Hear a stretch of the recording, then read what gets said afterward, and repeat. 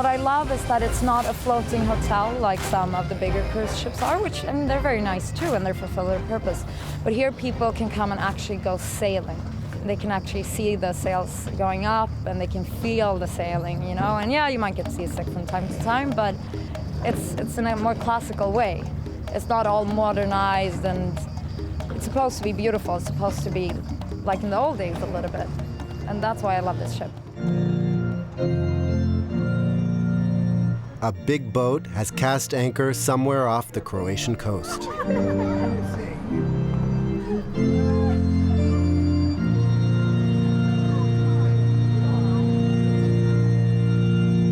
I myself, as a captain of the Royal Clipper, have the honor and pleasure to confirm here and now that those two persons, both dedicated and ambitious sailors, are exchanging those rings as a sign of truth and of love.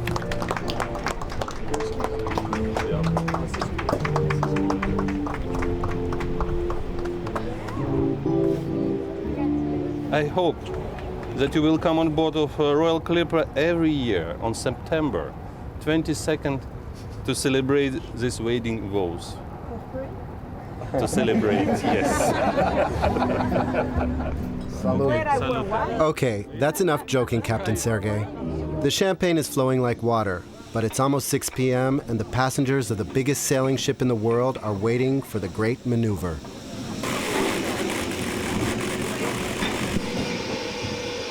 The sound of the background music is increasing gradually, indicating that the great adventure is about to begin. It's good wind, eh? We can sail at least.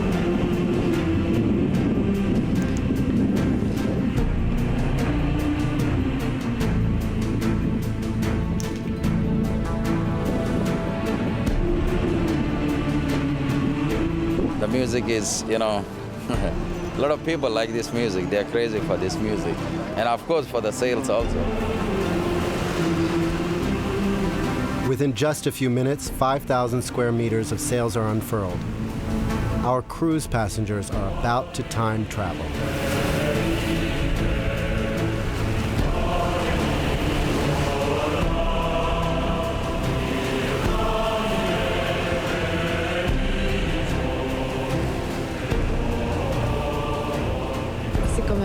It's a lot nicer to be on a wooden boat rather than on these huge American boats, which are like floating cities. It's much more beautiful, isn't it?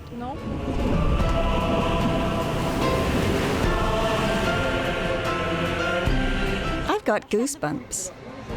Total freedom. It's great. It's so calm.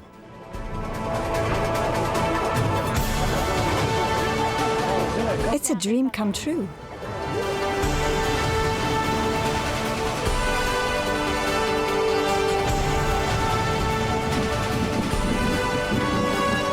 On the bridge of the Royal Clipper, Captain Sergei has taken off his formal uniform to change into something more comfortable.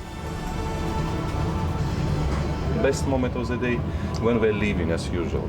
Sails coming up with this music and sun is coming down, sunset. Yeah, it's something you see, you feel yourself when you're on open deck, very close with the Mother Nature. Yeah, really. It's something, yeah, very personal, yeah. I have universal license. I can be on any merchant ship, yeah, really. For me, it's not a problem, yeah. But you know, the point, of course, I like sailing. First of all, why I'm on board, I like sails, I like sailing, yeah. This is one of the main idea. And of course, I feel myself also like not maybe what you say 100 years ago, like 500 years ago, like a Christopher Colon. I feel myself also sometimes like this, yeah. When you have sails up. What's changed? Nothing changed, yeah. It's only 500 years. What is it for Mother Nature? It's nothing, yeah. Attention all stations, all square sails out, all square sails. On this luxury cruise, there are some Germans, Belgians, a few Frenchmen, and quite a lot of Americans, including this smiling Texan girl, Cynthia. Well, we wait until the sails come down and the sea gets quiet and everything is smooth. Right? It's very relaxing. You know, you get to see beautiful scenery. Look at the sun. The sun's gone.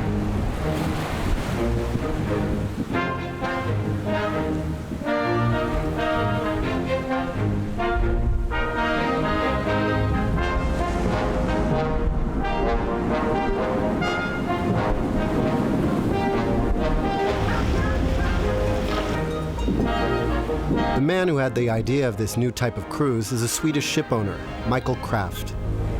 He designed this huge sailing ship based on the drawings of the Preussen, a German clipper built in 1902.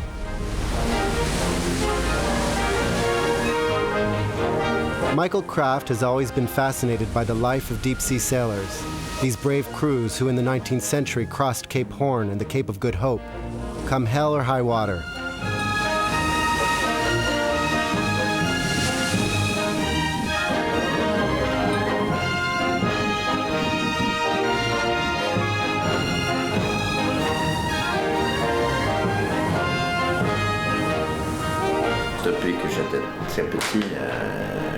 Since my childhood, I've always been very interested in big wooden ships. My uncle was the last Swedish captain of a four-masted merchant ship called the Albatross. I've always been interested in that kind of sailing ship. And of course, it was a lot of hard work to recreate it in a nostalgic way.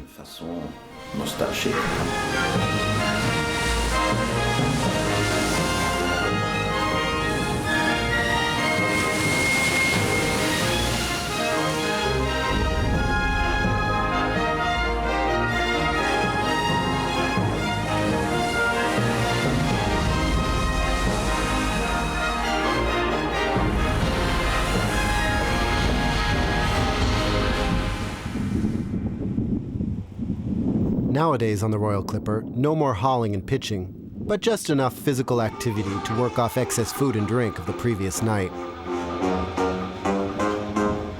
Okay, a little bit faster.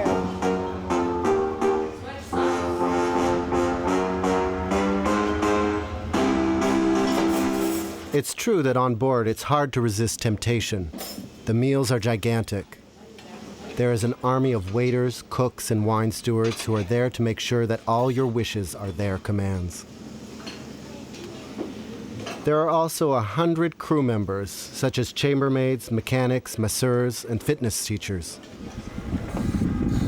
There is one crew member for every 2 passengers.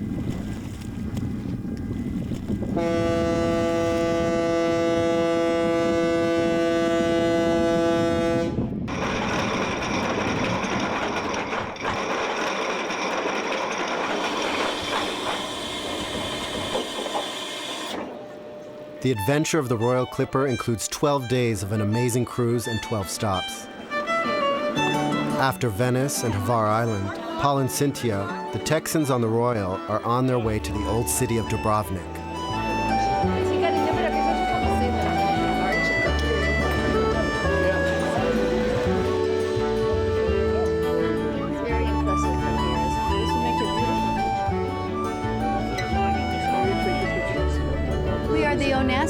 Of our generation today, right? Yes, absolutely. Well, you know, you feel like you're the wealth. You feel like you are special. You're unique because you're taking a trip on such a beautiful ship. What was most amazing to us when we left Croatia last night, all the sails were up, the lights were on the sails, and the entire shoreline was taking photographs, and you could see the flashes going off, like you were at some type of movie premiere. And they were taking camera shots from all the way on top of the mountain where the castles were. And it was an amazing sight to see how many people were taking pictures from ashore. So we were impressed by that, very much so. We felt like celebrities, right? Yeah. Tom and Katie Cruise, that's what we felt like, right? I just don't look like Tom Cruise.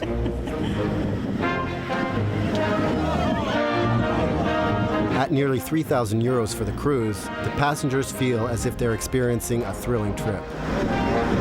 As people are coming and going, we sneak into the restricted areas with Josephine in order to see what it's like behind the scenes.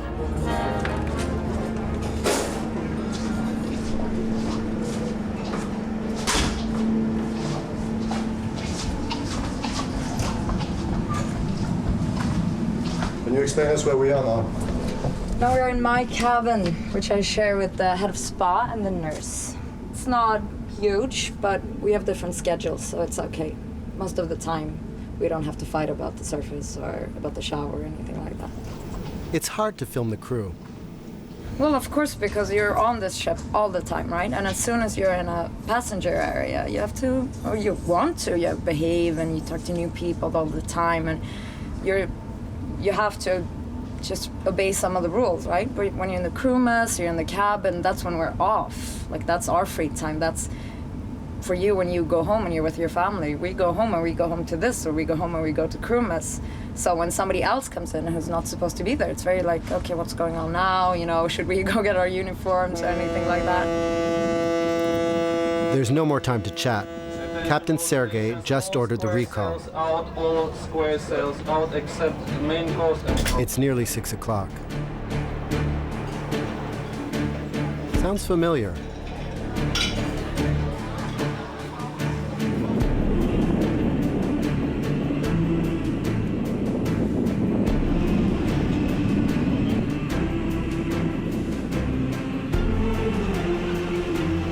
Just before the unfurling of the sails, Cynthia gets one last thrill. More than 20 meters above the waves. Excellent. It was beautiful. Perfect.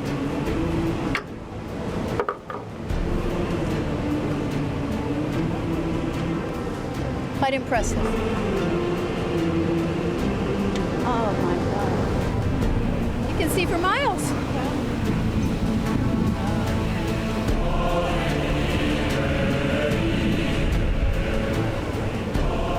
It's a car commercial that says something like, "If only my friends could see me now." Is that a car commercial?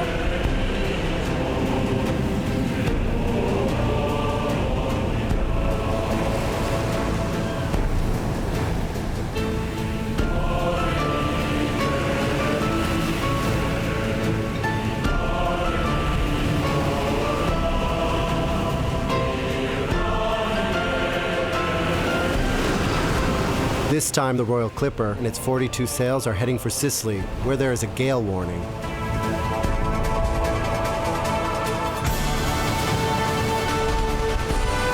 But there's nothing to worry about. There's a rumor spreading among the passengers saying that a descendant of Christopher Columbus is at the helm.